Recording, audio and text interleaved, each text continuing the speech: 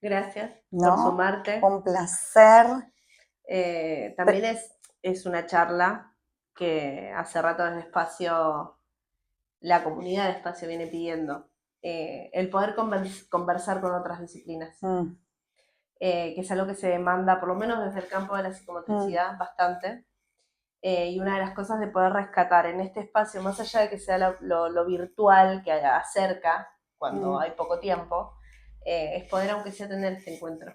Que me parece que esa sí. idea que tuvimos, porque Ujú, fue de las dos, eh, el buscar el espacio, ¿no? Porque sí. también es complejo poder tener un rato dentro de los horarios de lo que es el trabajo. Creo que la mayoría sabemos que laburar dentro del espacio de salud mental, sea clínica o en set, son muy acortados. Ujú. Las pausas y demás, así que es Bueno, mucho es mucho, pero encontrar. agradecida de que pudimos coincidir y que pudimos, como habíamos dicho en algún momento, ¿no? Coordinar esto de lo presente, ¿no? Uh-huh. Porque, bueno, desde pandemia para acá, que fue furor lo tecnológico y que también acerca un montón y que es una herramienta súper importante e interesante, bueno, probar, Hasta dónde poder explotarla también. bueno, obviamente, y también volver un poco a lo presente y poder charlar como hacemos en general cuando nos cruzamos y se nos ocurren un montón de ideas y charlamos con un mate, como una charla distendida, poder intercambiar y esto del conversatorio que vos me proponías y que le pones este nombre, bueno, una conversación El cara a cara. tal cual, volver como a lo importante un poco ahí. Y me acuerdo ahora de esto, ¿no? Que el tema que nos trae es la interdisciplina y que quizás desde la psicomotricidad esto no sé si no está tan presente, pero bueno, con otras disciplinas de la clínica poder hacerlo como más frecuente, ¿no? Sí, creo que también debe pasar en general las charlas o los cruces entre pasillos y cuando se puede compartir o no un paciente o cuando se comparten experiencias. A Mm. veces no es necesario compartir pacientes, pero cuando se comparten experiencias entre diferentes disciplinas, eh, está bueno. Y ahí empieza, me parece, un poco la temática que Que nos nos interpela, invita sí, hoy, que es sí. la interdisciplina, ¿no? Pero bueno, Que es un compartir, ¿no? Juntos, hay un intercambio. para comenzar, Sí. lo que me gustaría, bueno, es que nos cuentes un poco de qué trata la Mm, psicopedagogía, cuál es el ámbito mm. en donde se inserta y, bueno, poder quitar un poco el tabú y el Obvio, imaginario el también. imaginario, que cuando lo pensaba, digo, bueno, también pasa un poco desde psicomotricidad, ¿no? Porque si vos le preguntas a alguien, bueno, ¿de qué se ocupa una o la otra, ¿Qué ¿no? hace un psicomotricista? Juega. Y bueno, ¿y qué hace una psicopedagoga? Son dos de las posibilidades, maestra particular, símil Sí. maestra particular o símil psicóloga de niños, ¿no? Entonces, bueno, no, poder ordenarnos y me pasa mucho cuando en las primeras entrevistas, ¿no? En las entrevistas iniciales con las familias, uno pregunta, bueno, ¿qué los trajo acá? O qué esperan del espacio, que es interesante poder plantear esto, o con qué preocupaciones vienen. Bueno, a veces ubicar esto, que si bien la mirada por ahí abarca también la posibilidad de intercambiar o de derivar o de hacer una interconsulta con otro profesional porque, bueno, el caso lo amerita o para poder pensar algunas cuestiones que van surgiendo necesitas de la mirada del otro. Bueno, no es ni ni psicología de niños ni una maestra particular que traen las carpetas y hacemos tareas, ¿no? Claro. Lo que estudia la psicopedagogía es al sujeto que aprende, ¿no? A los procesos de aprendizaje y todos los desafíos que obviamente pueden conllevar, entonces focalizamos ahí, ¿sí? En los procesos de aprendizaje y la posibilidad de ordenar un poco esto desde la prevención, obviamente la evaluación, el diagnóstico y la intervención a posteriori de todo eso que uno observa y uno trabaja desde la clínica. Como herramienta fundamental la observación clínica, si bien podemos tener un montón de herramientas para evaluar, para hacer el diagnóstico, para llegar al diagnóstico o sospechar algunas cuestiones, después poder derivar, hacer las interconsultas, todo lo que sea necesario. La observación es la herramienta más importante. Me parece interesante rescatar estas dos cosas que traes, que es primero lo del aprendizaje, que podemos tener un punto en común muy interesante con la psicomotricidad, porque el aprendizaje también pasa por el cuerpo. Y la atención. Sí. Lo importante de la atención de que si ese cuerpo aprende desde lo interoceptivo y lo propioceptivo, puede recibirlo de afuera, lo exteroceptivo. Sí, ¿qué pasa cuando no? Y uno desde psicopedagogía se queda como acotado ahí de herramientas o estrategias para poder mirar, decir, bueno, poder trabajar en conjunto y tener como un objetivo en común, de decir, bueno, mira, está pasando esto en mi área y está pasando esto en tu área, bueno, ¿cómo lo podemos ir complementando? Abordando con las diferentes herramientas y objetivos que son distintos porque son dos disciplinas diferentes. Y también lo otro que traías vos de la observación, para nosotros desde la psicomotricidad, el observar, el investigar y estar en ese constante mirar al otro, ¿no? Porque primero es un mirar para después poder observar, porque no es lo mismo mirar que observar, son dos cosas diferentes, y uno no observa o mira desde cualquier lado. Yo creo que vos mirás y observás desde tu disciplina y sabes qué es lo que estás mirando. Obvio. No estás mirando desde el lugar de Gris, que está todos los días en su casa, ¿no? Estás mirando a través de unos lentes de psicopedagogía. Obvio, y no lo estoy mirando, por eso lo rico de la interdisciplina. No abarco todas las áreas, si bien está todo como combinado y uno tiene quizás una herramienta de poder observar esto por ahí compete más al área de psicología, vamos a consultar, o esto vamos a consultar a psicomotricidad, me parece esto, que la observación es lo más importante. Desde nuestro lado, bueno, vos explicabas re interesante cómo lo observan ustedes. Desde mi área, por lo menos como yo trabajo, como me he formado, esto que decía del diagnóstico, se espera mucho, bueno, cierta administración de evaluaciones estandarizadas, puntajes, como si la persona que está enfrente, claro, bueno, puntaje, bien bajo, medio alto, listo. Lo que yo siempre trato de recalcar es que más allá del puntaje obtenido, que no es un número claramente esa persona, es poder mirar con mis lentes de psicopedagoga cómo lo hizo, qué le pasó, qué le frustró, dónde necesitó más ayuda, necesitó más tiempo en vez de más ayuda, pudo hacerlo solo, pero con más tiempo, quiero decir, o necesitó mucha ayuda, en qué cuestiones, y eso abre también un montón de posibilidades para luego también hacer intercambio, por ejemplo, con el cole y dar herramientas para que los docentes dentro del aula, que es otro mundo para poder también charlar e intercambiar, puedan tener en cuenta conociendo cómo aprende ese niño, más allá de los puntajes, más allá de lo que uno pueda sospechar como desafío específico, ¿sí? Me quedo con esta frase que decís vos de cómo aprende ese niño.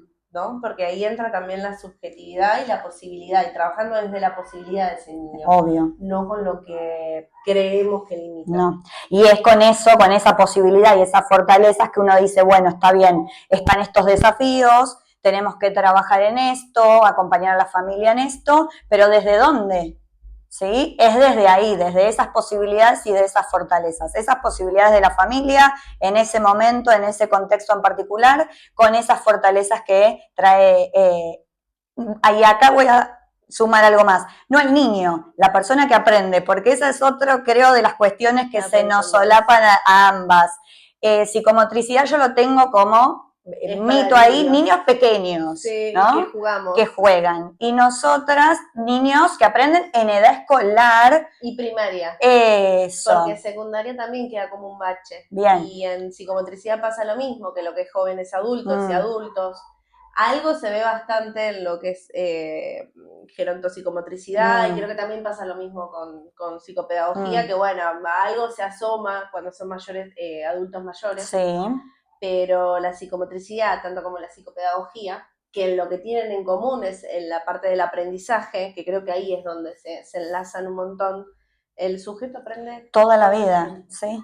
Se Sí, sí. reedita todo ese aprendizaje y no es solamente un aprendizaje cognoscitivo, o No. sea, un aprendizaje académico, sino también es un aprendizaje de la vida misma, que por lo menos desde nuestro campo se deja ver en las posturas, en esa actitud postural, en esos movimientos que son propios de cada uno, que también el psicomotricista no es que busca o espera ciertos movimientos o estereotipados, sino los propios que le permita al sujeto poder hacer y ser donde está. Sí, y obviamente que ese sujeto y ese cuerpo esté disponible para esto, sostener la atención que necesita para, ¿sí? Y como vos decías, no solo aprendizaje pedagógico, porque vuelvo al inicio, traigo las carpetas, hacemos las tareas, no, no es el espacio, es el sujeto que aprende y que por deseo propio. Por supuesto, y siempre desde, uno lo toma desde sus intereses, de su motivación, como que la base, una como de los 3 pilares del aprendizaje, como me gusta decirlo, es por supuesto, la primera para mí es la motivación. Si a mí no me interesa o no me motiva lo que me están enseñando, presentando o lo que estoy jugando, no voy a poder poner atención a ello. Y por supuesto, bueno, habilidades fundamentales que son la atención y la memoria, pero si ese sujeto o ese cuerpo no está disponible para, o le pasan un montón de otras cuestiones, se arma algo ahí que no. Entonces, bueno, ahí psicomotricidad al alcance, ¿no? Me parece que ahí está un poquito el punto de encuentro y que, como decíamos, el ámbito no es solamente el escolar, ¿sí? Es mucho más amplio y es el aprendizaje de toda la vida. Entonces, bueno, ahí hay posibilidad de psicopedagogas en empresas, psicopedagogas trabajando con adultos mayores, ¿sí? Psicopedagogas, por supuesto, en escuelas, la psicopedagogía clínica, ¿sí? En consultorio, la psicopedagogía desde todo lo que tiene que ver con el desarrollo temprano, ¿sí? Y las intervenciones centradas en la familia. Bueno, hay un montón de ámbitos en los que uno puede desarrollarse, en los procesos también de autoconocimiento para después hacer una elección vocacional. Bueno, un montón de posibilidades de abordar y de mirar la psicopedagogía. Bueno, Uri, te invito a que vayamos un pasito más y charlemos esto de qué tan importante es la interdisciplina, que ya lo veníamos tironeando, pero qué tan importante se abre poder trabajar con otras voces, más allá de que sea la psicomotricidad y psicopedagogía, que tan enriquecedor es trabajar y escuchar lo que trae cada uno de estos lugares que son diferentes, ¿no? Quitar a veces un poco el ego de una única disciplina como salvadora de... Tal cual, sí, imposible eso, ¿no? O sea, uno se pone ahí la capa de superhéroe y va y, bueno, nunca podemos trabajar solos. Supongo que en ningún ámbito, ¿no? Pero bueno, en este caso, el trabajo con otros, el poder intercambiar, el poder escuchar, el poder uno ser sujeto que aprende y estar en constante también aprendizaje y escucha. Y también habla de la responsabilidad ética que uno tiene que tener, de decir, bueno, me corro mi mirada y dejo que entre otra, que me acompañe, o yo correrme como profesional, porque también es entorpecer el tratamiento y las posibilidades con el que el paciente y la familia aparece.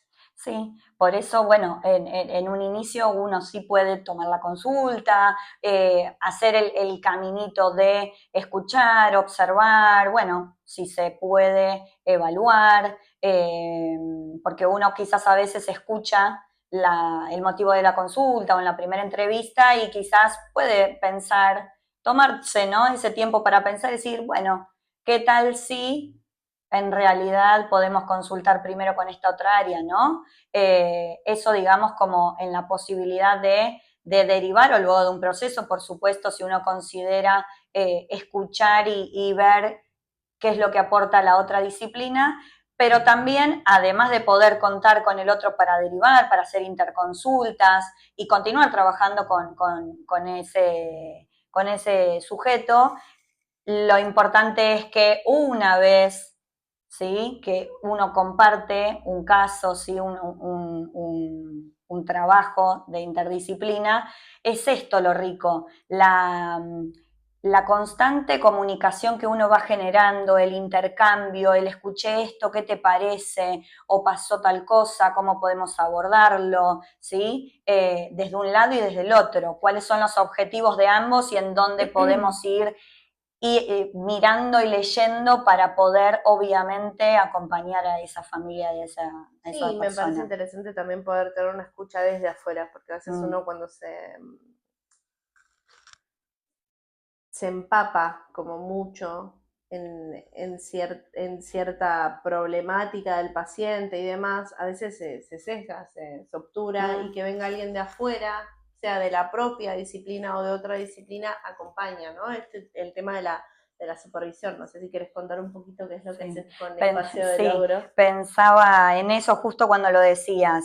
Quizás desde mi formación, que es bien neurocognitiva, uno viene con ciertas cosas que hay que ir o pasos que hay Pautadas. que, tal cual, bien estructurado, y después todo lo que es el tratamiento, esa intervención también está como estructurada en objetivos y en precursores que son necesarios para que cierta habilidad, ¿sí?, se vaya constituyendo, y está buenísimo, pero es súper, a mí en las supervisiones es como, se me vuela como la cabeza, digo siempre, y agradezco a los colegas que vamos compartiendo, porque es eso, sea un caso que comparto o un caso que escucho, que también, y uno puede ir aportando y aprendiendo, pero esas supervisiones y ese intercambio desde la interdisciplina me parece fundamental en la práctica, o sea, no puede no estar, sea que pueda ser, en este caso acá, en este espacio,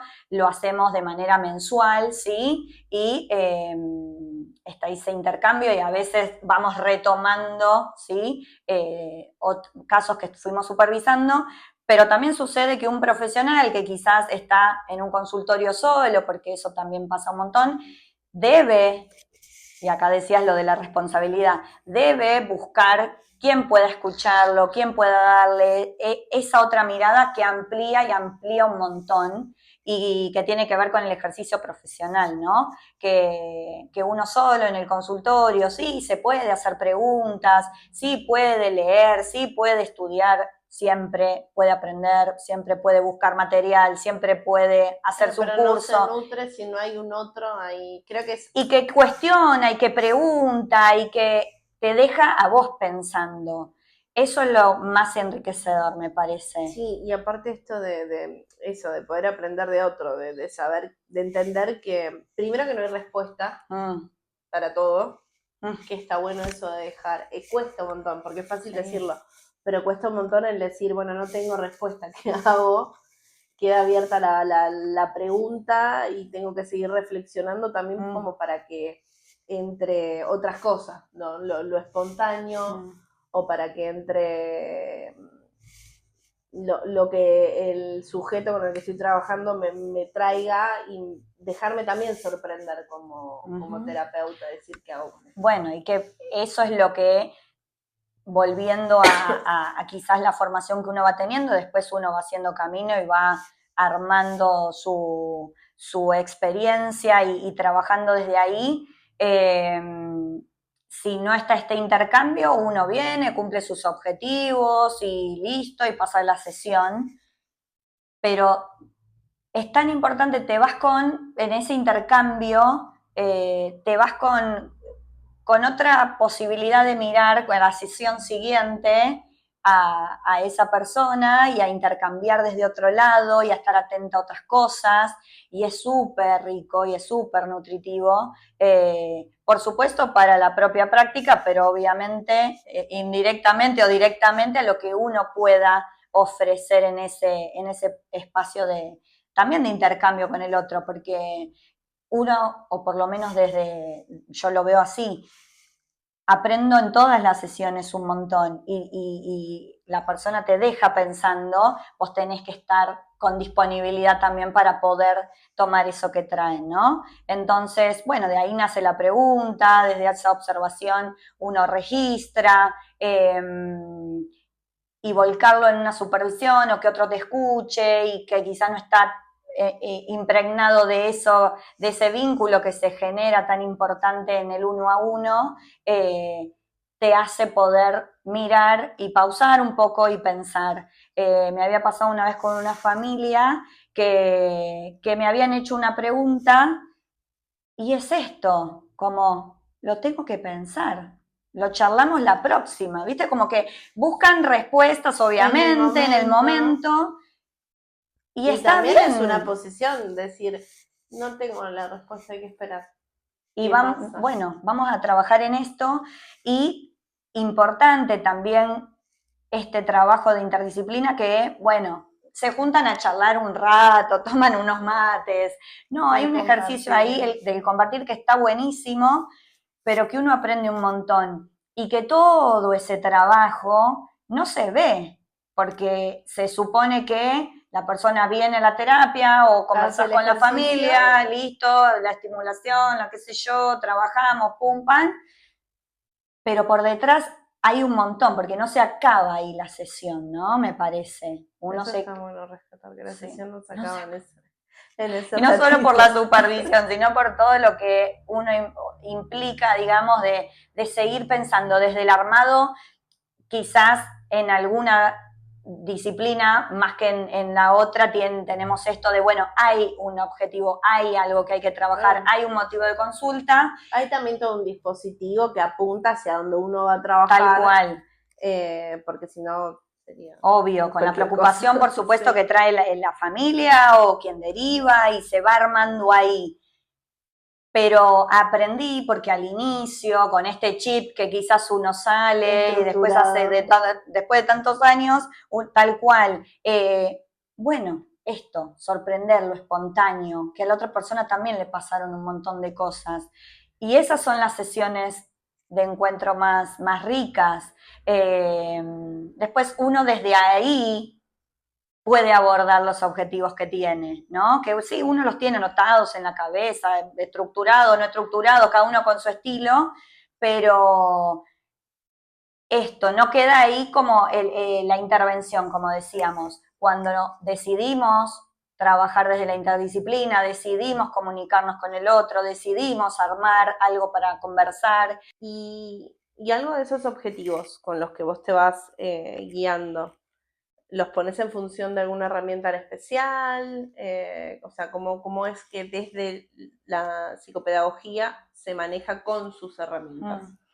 Sí, a ver, me parece que es una respuesta como bastante amplia, tiene que ver con la formación de cada uno, las herramientas que va aprendiendo, tiene que ver con la formación que uno sigue siempre formándose constantemente y buscando herramientas, estrategias para abordar esto.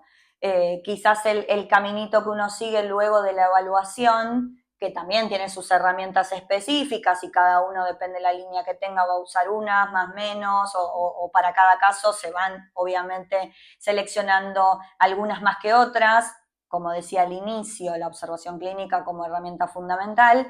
Después, en la parte que sería luego de la evaluación y de todo lo que uno observa y va a determinar o hacer la interconsulta o derivar, o bueno, se hace o se suele hacer, o por lo menos yo lo hago, una devolución con la familia, con la persona que consulta, se hace una entrega de informe donde se detalla todo esto, depende para quién sea el informe, puede haber variables también en el escrito. Que creo que también es un dolor de cabeza tanto para psicomotricidad y bueno, entiendo que también para psicopedagogía el informe, ¿no? El poder comunicar desde la propia disciplina. Es todo un ejercicio, tal cual, es todo un ejercicio de escritura y de volcar ahí, depende si es, por ejemplo, para la familia con un lenguaje más simple, si bien después yo suelo explicarlo detalladamente en las Claro, la devolución con devolución, la familia tenés sí, eso a favor, de que te tal puedes cual. sentar y explicar qué es lo que Sí, está ahí y volcado. suelo después también tener comunicaciones con los colegios, con los docentes de apoyo a la inclusión, con las acompañantes, depende del caso, también ese contacto después de haber hecho la devolución con la familia y uno puede hablar más técnicamente con ellos, pero bueno, si por ahí es para un neurólogo, ¿sí? Que es quien hizo la derivación a Psicopé, quizás observan más estos puntajes que decíamos al inicio, o las tablas que uno pueda incluir en ese tipo de informes, pero siempre con esta salvedad que primero se los explico a las familias para que también después, cuando se lo presentan a otro profesional, tengan ellos herramientas para decir, bueno, me explicaron esto de este informe, cómo seguimos, y que no quede solo en, bueno, qué puntajes dio, ¿no? O dónde está el puntaje más bajo, cuál es el desafío, cuál es el nombre, el diagnóstico. Bueno, no, despacio, ¿no? Vamos, es menos. Y bueno, esas son quizás las herramientas que uno va teniendo desde la evaluación y después la devolución, que el informe es un gran documento y un gran ejercicio de escritura, porque todo lo que uno observó, todo lo que uno evaluó en esas sesiones, que yo Quedan personalmente, registrados. obvio, y hay que buscar esas palabras para que el otro pueda entenderlo, y estás hablando de alguien, entonces siempre es como con mucho respeto y es un derecho obviamente de quien consulta. Lo sumo a esto de, además de las supervisiones y del intercambio, de la comunicación que tenemos con las otras disciplinas, o el repensar el caso y hacernos preguntas, todo eso que no se ve también es el informe. Lleva muchísimo tiempo poder armar un informe.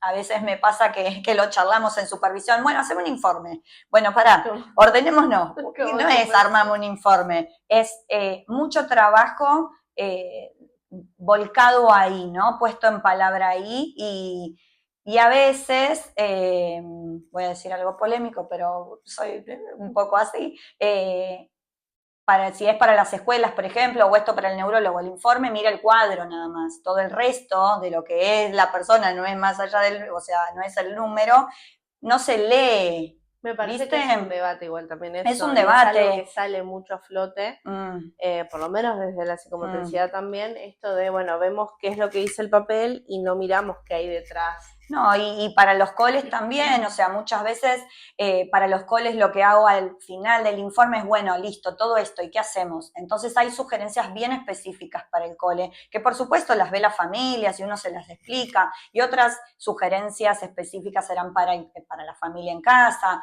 depende obviamente el caso, pero muchas veces me pasa que después del informe que uno devuelve a los coles, no como crítica, sino como esto, para pensar juntos, pareciera que fuera un papel más para incluir al legajo, ¿no? Entonces, después haces, con el correr de los meses, porque ya entraste en tratamiento y te comunicás o se comunican, y ni idea, o sea, nunca habían leído ese informe. Entonces era, bueno, ¿para qué lo solicitaron, no? Me parece que este documento es tan importante que está bueno poder también agarrar, leerlo, resaltarlo, hacer preguntas, comunicarme, decir, che, ¿qué quisiste decir acá? ¿No? A veces por ahí uno quiere decir cosas de forma escrita que el otro también puede interpretar de otra manera, entonces la instancia más allá del informe, que es importantísimo, puede llegar a ser más rico el intercambio no sé, en una reunión, ¿no? Cara a cara. En un cara a cara, pero bueno, que también sirva como esto, como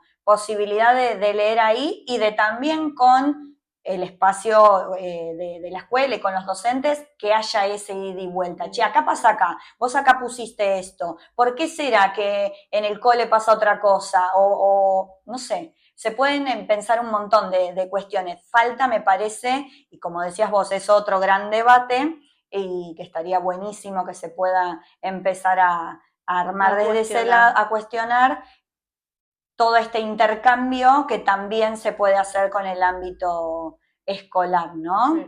Así que bueno, esa es como como una herramienta también para poder comunicar, ¿no?, el informe de cierta manera, y después en todo lo que tiene que ver con el proceso de intervención y de tratamiento, bueno, las herramientas varían, como te decía, depende también la formación, el estilo de cada profesional, el caso, no hay una única herramienta. Al inicio, con esto, como decía, de la formación que uno sale o con los miedos que uno sale de la universidad y que se mete en cursos y va pensando y bueno, esto me sirve para tal caso, el curso también, o sea, seguir estudiando, formándote, el curso, la diplo, lo que sea, también es una herramienta, ¿no? Pero en sí, en el trabajo de tratamiento, al principio quizás tenía muchas herramientas estructuradas, ¿no? Como Sí, veníamos todo diciendo, y el programa de alfabetización y este tal otro programa y qué sé yo, bueno, y si bien uno se sigue nutriendo de eso, es muy específico con qué vamos a trabajar o qué podemos utilizar. Lo vamos adaptando, depende del caso, y creo que lo principal es la escucha, la herramienta fundamental es la escucha, qué trae esa persona, y desde ahí construir la sesión. A veces sucede, por supuesto, como decíamos, que vienen con muchas cosas que le pasaron o quieren contarte un montón de cosas y decís, ay, no hice tal cosa del programa que veníamos haciendo de lectura, o no hicimos tal ejercitación.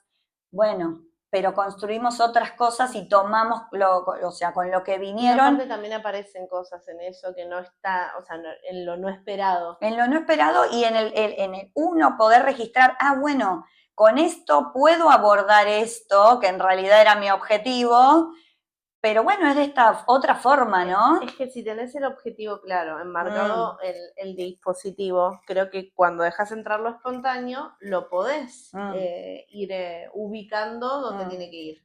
Sí, que si uno utiliza, como me pasaba al principio, quizás por obviamente la poca experiencia, y uno se resguarda en esas herramientas. Por seguridad también. Tal cual. Uno se siente inseguro. Bueno, tenemos 45 minutos de sesión. Yo me acuerdo que se planteaba así. Después, bueno, con las supervisiones y escuchando, ¿no? Lo que me devolvían, que quizás al principio también hacía supervisiones, o sea, contrataba a alguien, digamos, convocaba a alguien para que me supervise de 1 a 1, después, bueno, en equipo uno va haciendo y escuchando, si tenés la posibilidad de supervisar en grupo, eso está buenísimo, pero era esto, bueno, y si hubiera hecho tal cosa, o si no hubiera estado tan metida rígida en esto, rígida, sí. Eran 15 minutos, vamos a trabajar las sílabas directas, listo, joya. Después ves con qué juego, porque obviamente si son niños es un juego, si son más grandes uno va variando, ¿no? Después otros 15 minutos para tal cosa y después un ratito para jugar al final. Bueno, y en el medio, ¿qué pasa? Hay alguien, ¿no? Sí. Hay alguien que le pasan cosas. Porque si no es como que siente voy, hago la actividad y me fui. Muy robotizado, ¿no? No entra lo espontáneo para nada. No entra la persona. No entra la persona, uno está con los tiempos ahí apremiados, y por ahí la persona te quiere contar algo y, sí, bueno, y ahí es donde vos tenés que escuchar. O sea, no hay nada más que importante que es lo que te traen, y de ahí poder armar la herramienta, va a ir variando, la vas a ir armando, se te va a ocurrir tal juego. Y la otra, me pasa un montonazo, que bueno, agarran, vienen, entran y hay los dados para la generala, ponele, sí. Se me ocurre ahora. Y de ahí empezás a armar un montón de otras cosas y decís, recontra trabajamos esto. O recontra tiene posibilidades para el aprendizaje de esto, pero desde otro lado. Sí, y a veces es poder conversar con las familias, porque siempre esperan una mini devolución o un mini comentario, a veces está más, a veces está menos, y aparece un poco, no en todos los casos, pero es bueno, jugaron, sí, ¿se entiende? No, y también poder saber qué pasa fuera del consultorio, porque lo que pasa acá adentro o las actividades que uno le puede dar son muy diferentes a lo que la familia te puede contar qué pasa en el día a día, ¿no? Porque es una realidad, es un rato que estamos nosotros, pero después en el día a día que que pasa. Y pasó un montón. Y nosotros tenemos solo un recortecito de todo eso. Entonces poder escuchar a las familias también es... Para mí no hay otra posibilidad de de trabajar que con la familia. Se escapa todo un montón y se nota cuando hay una familia que acompaña, quizás porque tiene más herramientas, porque quizás no hay tantas resistencias, porque quizás pudo escuchar desde otro lado, porque quizás se generó una transferencia con uno que permite poder intervenir de otras maneras. Y cuando no sucede eso y quizás hay más resistencia o uno quizás indica algunas cuestiones como sugerencias que son súper ricas para que en esa semana puedan trabajar tal cual y después no hay como un ida y vuelta en eso. Lo que me parece interesante esto que traes es de que no se trabaja solo con el paciente, sino que es una mirada súper integral, sí, y centrado mucho en la familia. Si son nenes pequeños por supuesto. Pero bueno, nada, como para cerrar esta idea, esto pasa también mucho, como decía, que hay familias que, bueno, traer a su hijo al espacio, sea de la edad que sea, tienen que poner un montón ahí, ¿no? Hablábamos también en las supervisiones, lo que implica la sala de espera, esperar, encontrarte con otros, escuchar lo que el profesional tiene para compartir, estar disponible para eso. Otro gran tema es, lo dejo a este ser y me voy, ¿no? ¿Qué implica? ¿Qué pasa ahí? Me parece que es también poder construir con esas familias un vínculo y desde ahí poder abordar un montón de otras cosas, porque si no también terminamos como robotizando, ¿no? Todos. Por ahí no subió, no estuvo presente en esto de la presencia del inicio, porque no puede, porque tiene sus propias cuestiones que le suceden cuando trae a la persona. Y ahí se me viene esta pregunta de quién acompaña al que acompaña. Bueno, gran tema. Tenemos muchos temas para conversar, pero bueno, quizás uno lo va aprendiendo también con la propia práctica y en el intercambio. Bueno, le deben estar pasando un montón de cosas, pero también ahí creo que entra como también una palabra clave, como herramienta para el ejercicio nuestro, que es el encuadre, ¿no? El poder, bueno, está pasando esto, estoy observando esto de la familia, quizás le cuesta estar presente, quizás uno hace algunas sugerencias para jugar en casa, que por ahí a ustedes les pasa también, y después no hay un ida y vuelta, es como que esa intervención queda como, se fuma. Perdida, sí. Y bueno, entonces, bueno, ¿qué está pasando? Entonces, a esta familia la tengo que convocar mucho más, ¿no? Desde otro lado, armar el lazo desde otro lado. Tal cual. Y bueno, y todo eso implica pensar y repensar y llevarte... Solos no podemos. Solos no podemos, es en interdisciplina siempre. Porque también entiendo que a veces uno se enoja cuando las cosas no salen como la esperamos, entonces que haya otros acompañando esos espacios de supervisión o el poder conversar entre todos, bueno, aunque sea, te sostenes en el tal cual, sí, sí. Es diferente. De sostenes y todo esto que va pasando y que uno va como mirando, escuchando, que se le hace duda, o que por ahí lo interpreta de una manera, lo volcás en el intercambio y te das cuenta que... Y decís, pará, no lo pensé así, vamos a empezar a mirar de esta manera y como decía, a la siguiente sesión pasa otra cosa, ¿no? Y es como una construcción cada vez